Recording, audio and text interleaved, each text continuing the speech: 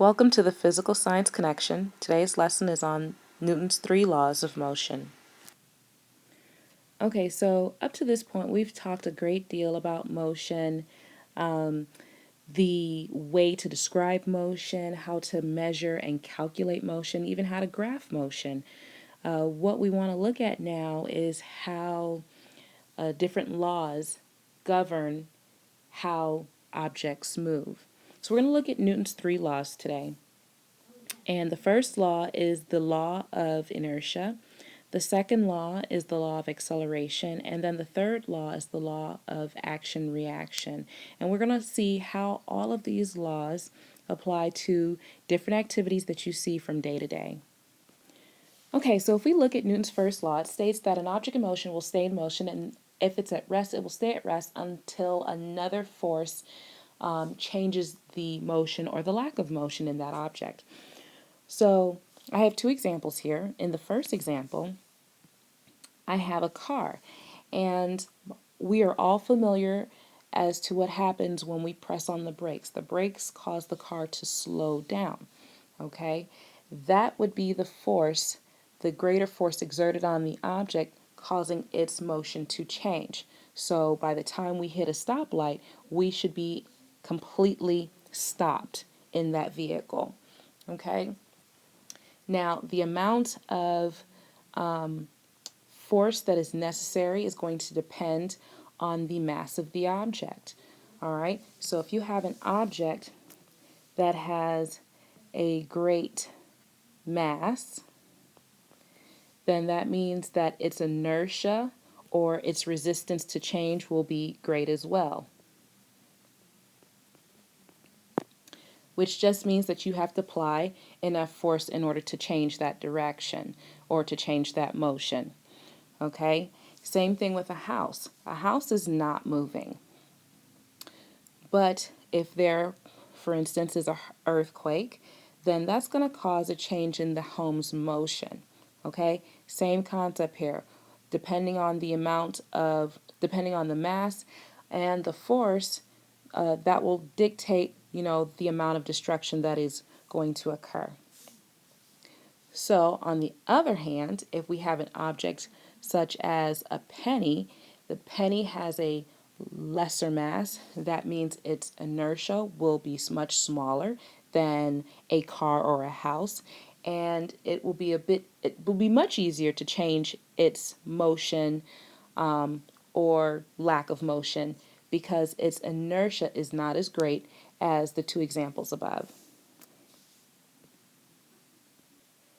All right, so Newton's second law states that an object's force and mass determine the acceleration. So force equals mass times acceleration of the object. All right, so the key things you have to know here is mass and force as well as acceleration.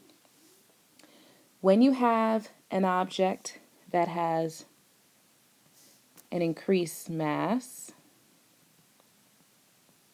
it's going to require a great force in order to get that object to accelerate, in order to increase its acceleration.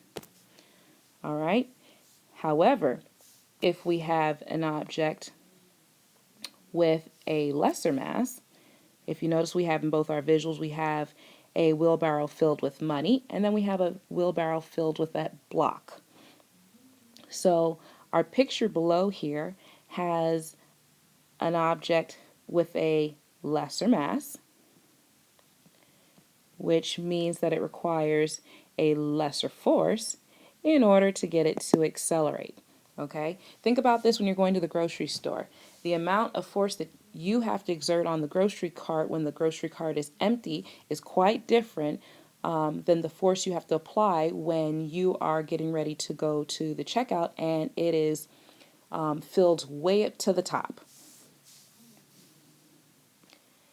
And for the final law of motion, Newton's third law, it states that for every action there is an equal and opposite reaction. And sometimes this is a really tricky one because we don't always, you have to really think about it in order to really see where the equal and the opposite come into play.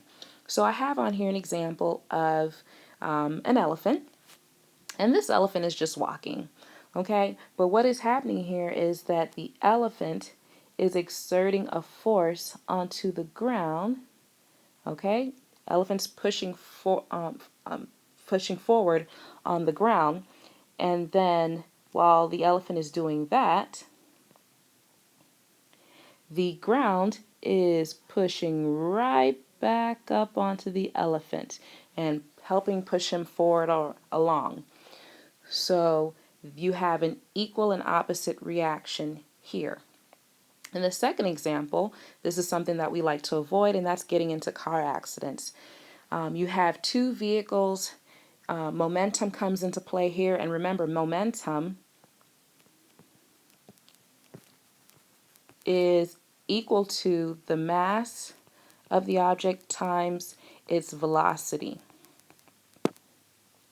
So what we have here, if we have two vehicles coming towards each other from different directions and they happen to crash, what is happening in this particular visual, you have that this car here is pushing towards that car, causing it to jump up a bit or even bounce backwards, and then the same thing from the other car.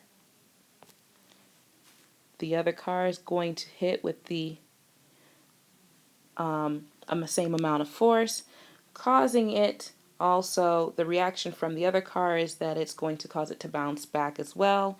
Both cars are going to stop in this type of collision or impact. And the momentum that you have at the beginning is going to be the same momentum at the end. That is called the law of conservation of momentum.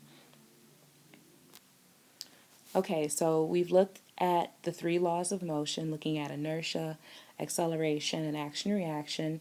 Just a quick snapshot of how those laws dictate a lot of the motion that you see going on from day to day. When you're looking at inertia, how can you apply that to just the simple things, whether it is a ball rolling down a hill or whether it is a flag just flowing in the air. And then what about the second law of motion, looking at acceleration and thinking about how you can apply it to a situation where you're at a park or playground and you're pushing your 12-month-old sibling on the swing versus pushing your parents on a swing. How does that change the amount of force that is required in order to get the objects to accelerate?